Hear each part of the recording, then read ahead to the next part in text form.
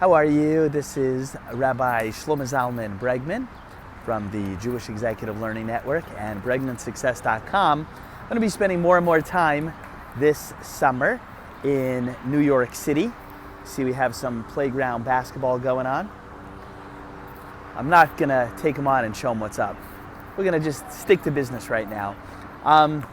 Since I don't have a full-time videographer yet, but there's lots and lots of potential videos that are going down the drain every day because I'm not capturing them as they come to mind.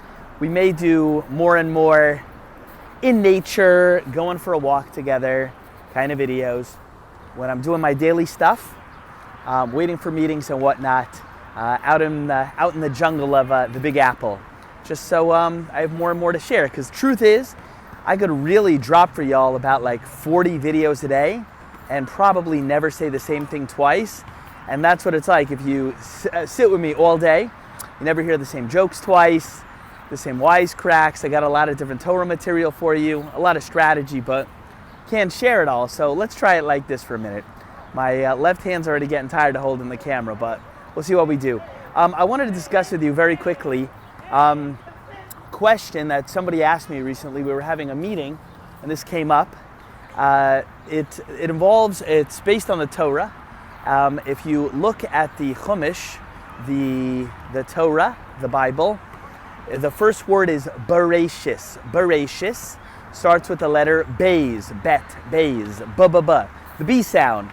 Question is why? Some of the commentaries ask, why does the Torah start with the letter Beis of all the letters? Now, you might say, well, what difference does it make? Had to start with some letter, right?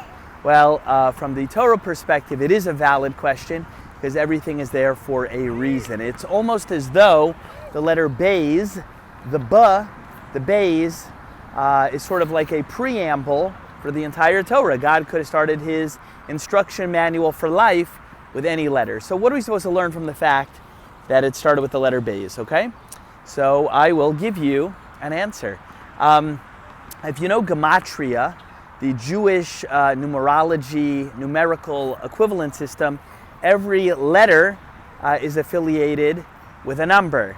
So for example, the letter Aleph, the first letter is the number 1, Beis is 2, the letter Yud is 10, the letter Ches is 8, so on and so forth. Kuf is 100, I could keep going. So knowing that, then you could sort of ask the question, why does the Torah start with the number 2? And I'm trying very hard to concentrate on you. There's a lot of people around me looking like, who's that Jewish guy making a selfie video? But it's okay, I stay locked in the game. So the question is, why does the Torah start with the number 2? So I'll answer you as follows. And that is, this is a yesod, a foundation principle in life. And that is that in life, you can't always tell what things are based on what you see. We live in a world of superficiality to a large degree. We're governed by what we see with our eyeballs. That gives us most of the information we consider. And we think, what we see is what is. So the Torah is telling you that what you see is not always what you get. That's why the Torah starts with the letter Beis, the number 2. God's saying, as you look at my instruction manual, you look at the Torah, don't look at it and evaluate it and judge it just based upon the letter Aleph, number 1. Because if you only look at it from the perspective of 1, which is basically what you see is what you get, you're going to miss a lot of it. A person could look at something like a mezuzah, a little piece of parchment with certain Torah passages.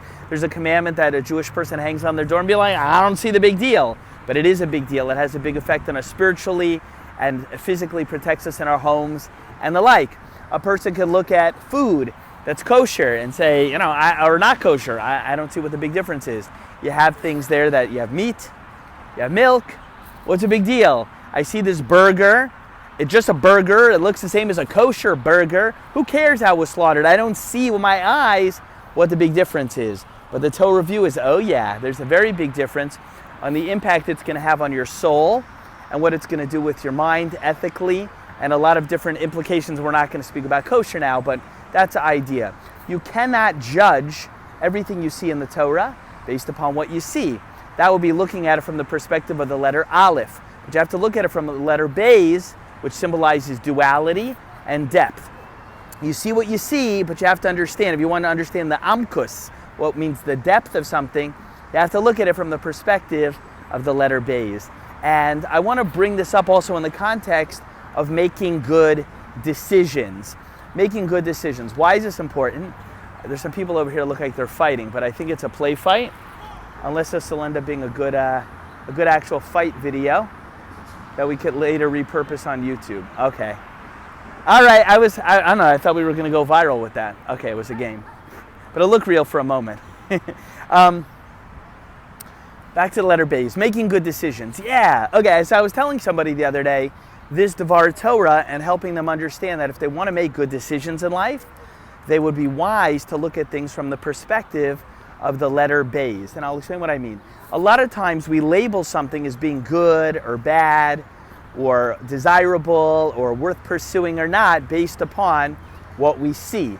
So a person will say like, I don't want to work out because it'll make me hot, it'll make me tired, it's going to spend a lot of my time, and so it's not good, But they're ignoring the, at least the secondary level benefits.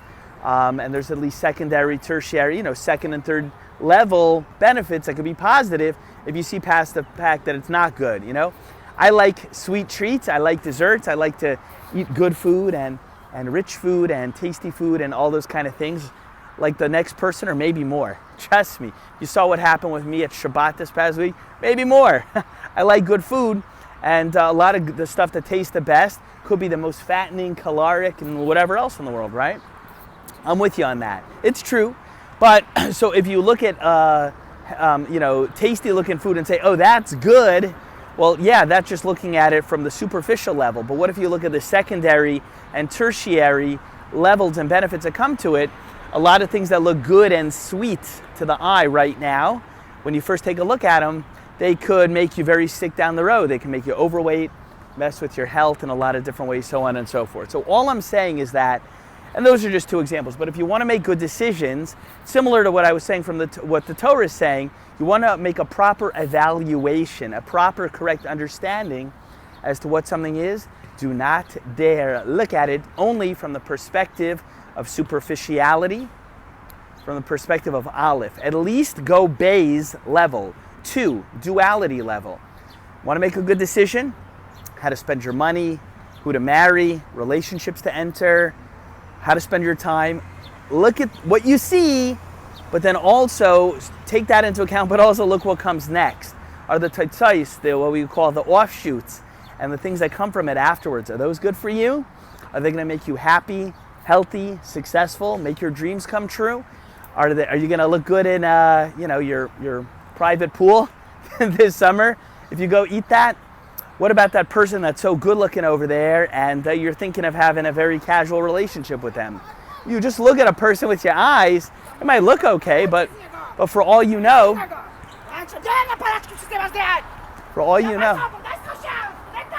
I have no idea what that lady's yelling about. I have no idea what that lady's yelling about, but I don't think it has anything to do with me. I think she's not well. Anyway, the point I was trying to say is that you have to be very, very sure that when you look at things, even a person who's attractive, yeah, it could be a very nice, attractive person out there, but for all you know, the person who's attractive over there, what if they're a horrible person? What if they have an STD? Just because somebody looks good doesn't mean they can't make you sick or ruin your life or hurt you.